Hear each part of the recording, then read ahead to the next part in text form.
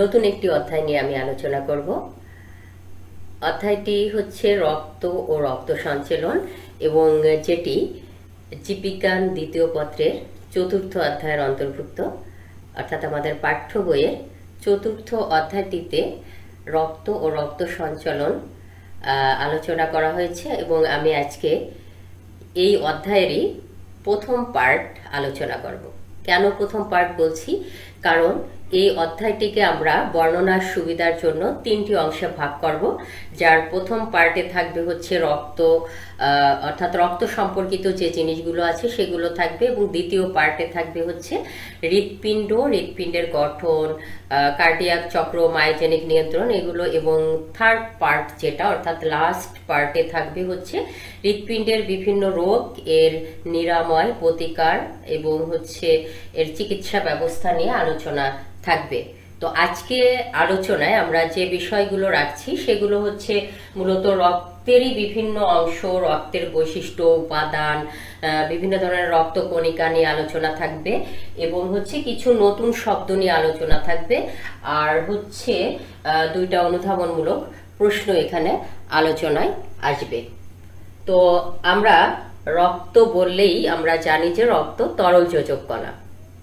তো রক্তের সংজ্ঞা বা ডেফিনেশন যদি আমরা একটু ইন্টারমিডিয়েট লেভেলে বলতে চাই, তাহলে বলবো যে রক্ত রসে যে তরল মাতৃকা, সেই তরল মাতৃকায় ভাসমান বিভিন্ন ধরনের কণিকা নিয়ে গঠিত যে টিস্যু, সেই টিস্যুকেই বলা হয় হচ্ছে রক্ত।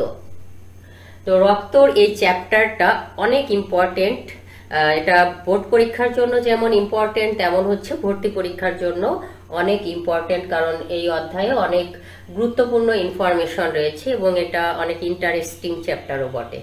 তো রক্ত কি সেটা আমরা জানলাম, এখন আমরা একটু দেখে নিই রক্তের বৈশিষ্ট্য।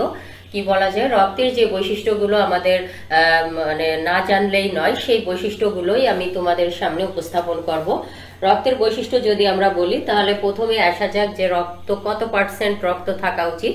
একজন সুস্থ মানুষের দেহে মোট যে ওজন আছে সেই মোট ওজনের 8% রক্ত থাকা উচিত। 2 নাম্বার বৈশিষ্ট্য বলতে পারি পিএইচ। পিএইচ হচ্ছে 7.3 থেকে 7.45%, মানে 4.45 থাকা উচিত। এবং 3 নাম্বার বৈশিষ্ট্য বলা যায় যে রক্তের তাপমাত্রা 36 থেকে 38 ডিগ্রি সেন্টিগ্রেড। নাম্বার 4 হচ্ছে রক্ত স্বাদে নোনতা হয়, কারণ বিভিন্ন ধরনের অজৈব লবণের উপস্থিতির জন্য রক্তর স্বাদ কিছুটা নোনতা হয়। এবং 5 নাম্বার আমরা বলতে পারি রক্ত কিছুটা ক্ষারীয় হয়। এবং 6 নাম্বার হচ্ছে রক্তের আপেক্ষিক গুরুত্ব পানির চেয়ে বেশি, এবং সেটা কতটুকু বেশি? 1.065 বেশি। ওকে, তো এই জিনিসগুলো আমাদের রক্তের বৈশিষ্ট্য।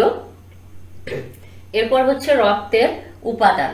রক্তকে যদি আমরা একটা টেস্ট টিউবে নিয়ে, এরকম একটা টেস্ট টিউবে নিয়ে যদি সেন্ট্রিফিউগাল যন্ত্রে ঘুরাই, তাহলে এটা 2টা স্তরে ভাগ হয়ে যাবে। উপরের যে হালকা হলুদ বর্ণের যে অংশ থাকবে সেটাকে বলা হয় হচ্ছে রক্তরস বা প্লাজমা, এবং নিচের দিকে যে অপেক্ষাকৃত গাঢ় যে অংশ থাকবে সেটাই হচ্ছে রক্ত কণিকা।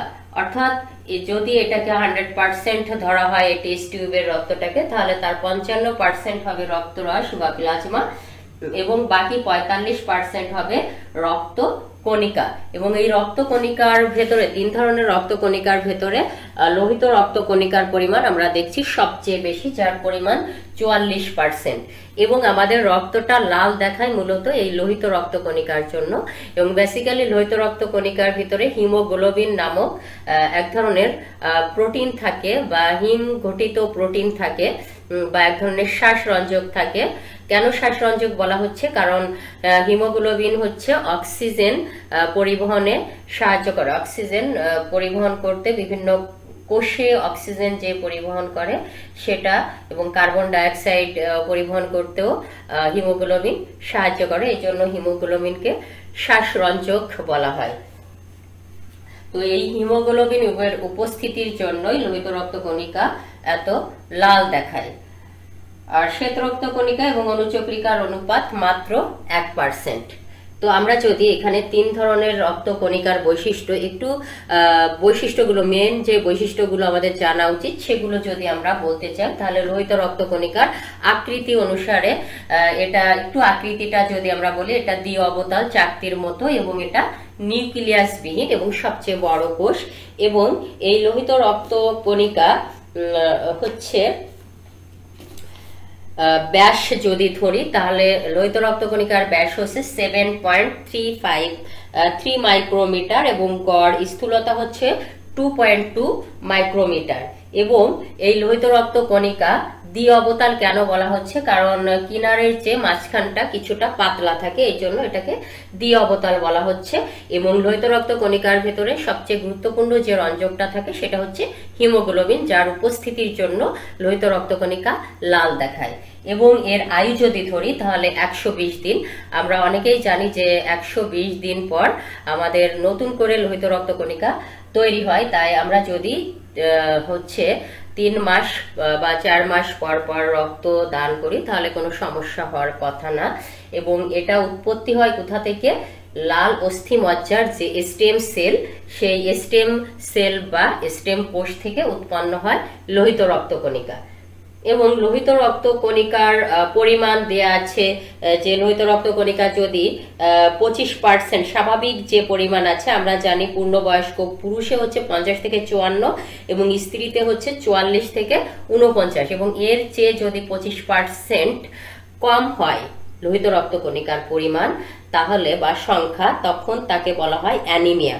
তো অ্যানিমিয়ার পেশেন্ট আমাদের পরিচিত অনেকেই আছে। তাহলে অ্যানিমিয়া কি আমরা জানলাম যে অ্যানিমিয়া হচ্ছে স্বাভাবিক যে লোহিত রক্তকণিকা থাকার কথা একজন মানুষের, সুস্থ মানুষের, তার চেয়ে যদি 25% কম হয় তখন যে অবস্থা সৃষ্টি হয় সেটাকে অ্যানিমিয়া বা রক্ত স্বল্পতা বলা হয়।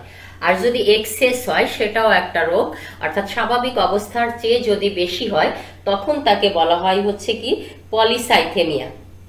এই জিনিসগুলো আমরা লোহিত রক্তকণিকা থেকে জানলেই হবে। এরপরে হচ্ছে শ্বেত রক্তকণিকা। তো শ্বেত রক্তকণিকা হচ্ছে অনেক ইম্পর্টেন্ট একটা রক্তকণিকা, কারণ এটি দেহের ভ্রাম্যমান প্রতিরক্ষাকারী একটা একক হিসেবে কাজ করে। অর্থাৎ জীবাণুর বিরুদ্ধে যে কণিকা সবচেয়ে বেশি ভূমিকা পালন করে সেটি হচ্ছে শ্বেত রক্তকণিকা, অর্থাৎ জীবাণু ধ্বংস করতে সাহায্য করে। এই জন্য শ্বেত রক্তকণিকাকে আণুবীক্ষণিক সৈনিকও বলা যায়। তো শ্বেত রক্তকণিকার আকৃতিতে যদি আসি, এটা হচ্ছে অনিয়ত আকৃতির এবং নিউক্লিয়াস যুক্ত কোষ, এবং এখানে কোনো রঞ্জক থাকে না। যেমন লোহিত রক্তকণিকায় হিমোগ্লোবিন ছিল, বাট শ্বেত রক্তকণিকায় কোনো রঞ্জক থাকে না। এবং শ্বেত রক্তকণিকার আয়ু হচ্ছে 1 থেকে 15 দিন এবং এটি উৎপত্তি হয় কোথা থেকে, লাল অস্থি মজ্জা এবং লসিকা অঙ্গ থেকে শ্বেত রক্তকণিকা উৎপন্ন হয়। এবং শ্বেত রক্তকণিকার বিভিন্ন ধরনের প্রকারভেদ রয়েছে, যেটা আমরা নেক্সট ক্লাসে আলোচনা করব, শ্বেত রক্তকণিকার প্রকারভেদ। এখন শ্বেত রক্তকণিকা আর যদি পরিমাণ স্বাভাবিক অবস্থার চেয়ে বেশি বেড়ে যায় সেটাও কিন্তু একটা রোগ, এবং ওটাকে বলা হয় লিউকোমিয়া বা ব্লাড ক্যান্সার। অর্থাৎ আমরা দেখলাম যে অ্যানিমিয়া কাকে বলে, লোহিত রক্তকণিকার পরিমাণ যদি স্বাভাবিকের চেয়ে কমে যায় তখন তাকে বলা হয় অ্যানিমিয়া। আর ব্লাড ক্যান্সার কখন হয়, শ্বেত রক্তকণিকার যে স্বাভাবিক সংখ্যা থাকা উচিত তার চেয়ে যদি বেশি হয়ে যায়, এক্সেস হয়ে যায়, তখন বুঝতে হবে যে ওইটা তার রক্তে কোনো রোগ আছে বা রক্তে কোনো সমস্যা সৃষ্টি হয়েছে, এবং সেটাকেই বলা হয় হচ্ছে লিউকোমিয়া বা হচ্ছে ব্লাড ক্যান্সার। এবং শ্বেত রক্তকণিকা আর লোহিত রক্তকণিকাকে যদি আমরা অনুপাত হিসেবে কম্পেয়ার করি তাহলে দেখা যাবে যে লোহিত ও শ্বেত রক্তকণিকার গড় যে অনুপাত সেটা 700 লোহিত এবং শ্বেত রক্তকণিকা মাত্র 1, অর্থাৎ 700:1, এবং এটা উৎপন্ন হয় লাল অস্থি মজ্জা এবং লসিকা গ্রন্থি থেকে বা লসিকা অঙ্গগুলো থেকে। এরপরে হচ্ছে অনুচক্রিকা। অনুচক্রিকা হচ্ছে এমন একটি রক্তকণিকা যে রক্তকণিকা হচ্ছে রক্ত জমাট বাঁধতে অত্যন্ত গুরুত্বপূর্ণ ভূমিকা পালন করে এবং এটি লাল অস্থিমজ্জার মেগা ক্যারিওসাইট যে কোষ থাকে সেই মেগা ক্যারিওসাইট কোষ থেকেই অনুচক্রিকা উৎপন্ন হয় এবং এর আয়ু যদি ধরি তাহলে অনুচক্রিকার আয়ু হচ্ছে 5 থেকে 9 দিন এবং এটিও লাল অস্থিমজ্জা থেকে উৎপন্ন হবে এবং অনুচক্রিকার যে গড় ব্যাস সেই গড় ব্যাস হচ্ছে 1 থেকে 4 মাইক্রোমিটার এবং এটাও নিউক্লিয়াসবিহীন এবং প্রতি ঘন মিলিমিটার রক্তে 1,50,000 থেকে 3 লক্ষ পর্যন্ত অনুচক্রিকা থাকতে পারে, যেটা স্বাভাবিক পরিমাণ। এখন আমাদের কিছু কোশ্চেন আর কি, বেসিক কোশ্চেন, সেটা একটা জেনেছি, রক্তকে তরল যোজক কলা বলা হয় কেন? আমরা জানি যে রক্তের যে রস, সেই রক্তরসে যে মাতৃকা সেটা তরল প্রকৃতির, যা অন্য অন্য কোষে মাতৃকার চেয়ে তরলের পরিমাণ রক্তকণিকায় বেশি থাকে, তাই রক্তকে তরল যোজক কলা বলা হয়, কারণ এর মাতৃকায় তরলের পরিমাণ একটু বেশি থাকে। এরপরে হচ্ছে হিমাটোক্রিট, একটা শব্দ আছে হিমাটোক্রিট। হিমাটোক্রিট হচ্ছে রক্তরস আর হচ্ছে রক্তকণিকা, রক্তরস এবং রক্তকণিকার যে অনুপাত সেই অনুপাতকেই বলা হয় হচ্ছে হিমাটোক্রিট। আরেকটা ইনফরমেশন আমাদের জানতে হবে যে রক্তকণিকাগুলোকে রক্তকোষ বলা হয় না কেন? মজার একটা বিষয়, আমরা জানি যে রক্ত কণিকাগুলো রক্তকোষ নয়, কারণ অন্যান্য কোষগুলো হচ্ছে বিভাজিত হতে পারে এবং অন্যান্য কোষে কি থাকে, বিভিন্ন কোষীয় অঙ্গাণু থাকে এবং বিভাজিত হয়ে একটা কোষ থেকে আরো কোষে তৈরি হতে পারে, অর্থাৎ আরো অপত্য কোষ তৈরি করতে পারে অন্যান্য কোষগুলো, যেটা রক্তকণিকা ব্যর্থ, অর্থাৎ রক্তকণিকা থেকে আরো নতুন কোষ তৈরি হয় না, বাট রক্তকণিকাগুলো সম্পূর্ণভাবে অন্য কোনো জায়গা থেকে বা অন্য কোনো উৎস থেকে উৎপন্ন হয়, তাই রক্তকণিকাগুলোকে রক্তকোষ বলা হয় না।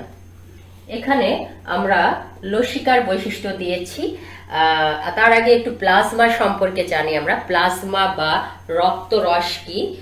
প্লাজমা বা রক্তরস আমরা বুঝতেই পারছি যে রক্তকে যদি দুইটা অংশে ভাগ করা যায়, সেন্ট্রিফিউজ করে বা সেন্ট্রিফিউগাল যন্ত্রে দুইটা অংশে ভাগ করা যায়, তখন রক্ত কণিকাগুলো যে পানির মতো রসে বা হচ্ছে তরল অংশে ভাসমান থাকে সেটাকেই বলা হয় হচ্ছে প্লাজমা। এবং প্লাজমায় পানির পরিমাণ 90 থেকে 92%, অর্থাৎ পানির পরিমাণ অনেক বেশি থাকবে এবং এখানে কঠিন পদার্থের পরিমাণ মাত্র 8 থেকে 10% এবং অবশিষ্ট যে অংশ অর্থাৎ 90 থেকে 92% হচ্ছে পানি। এবং কঠিন পদার্থর আবার ভাগ আছে, জৈব হচ্ছে 7 থেকে 8% আর এবং হচ্ছে অজৈব হচ্ছে 0.9%। রক্তরস যেহেতু রক্তকণিকাগুলোকে বহন করে, খাদ্য সারগুলো বিভিন্ন টিস্যু এবং অঙ্গে পরিবহন করতে সাহায্য করে রক্তরস। এছাড়া যে কাজগুলো করে সেটা হচ্ছে কার্বন ডাই অক্সাইড রক্তরসে বাইকার্বনেট রূপে বাহিত হয় বা বাইকার্বনেট রূপে দ্রবীভূত থাকে এবং রক্তরস কিছু পরিমাণ অক্সিজেনও পরিবহন করে, অর্থাৎ রক্তরসও অনেক গুরুত্বপূর্ণ কাজ করে। আর রক্তকণিকাগুলো তো অনেক গুরুত্বপূর্ণ কাজ করে, যার মেন অংশগুলো আমি আগেই বলে দিয়েছি, অর্থাৎ লোহিত রক্তকণিকাগুলো গ্যাসীয় পরিবহনে সাহায্য করে, যার হিমোগ্লোবিন। শ্বেত রক্তকণিকা হচ্ছে প্রতিরক্ষাকারী অঙ্গ হিসেবে বা প্রতিরক্ষাকারী একক হিসেবে ব্যবহৃত হয়, অর্থাৎ ওকে আণুবীক্ষণিক সৈনিক নাম দেওয়া হয়েছে এবং অনুচক্রিকা রক্ত জমাট বাঁধতে সাহায্য করে। এছাড়া আরো অনেক ভ্যারাইটিজ কাজ করে রক্তকণিকাগুলো, আর রক্তরসের কাজ তো আমরা বললামই। এরপরে লসিকা নিয়ে একটু আমরা আলোচনা করি। লসিকা মানে হচ্ছে টিস্যু রস। তাহলে টিস্যু রস বা টিস্যুর বাইরে যে তরল অংশ থাকে সেই তরল অংশকেই বলা হয় টিস্যু রস। তো টিস্যু রস নিয়ে আমরা পরবর্তী আলোচনায় আরো একটু আলোচনা করব পরবর্তীতে। তো সে পর্যন্ত সবাই ভালো থেকো, সুস্থ থেকো, আল্লাহ হাফেজ।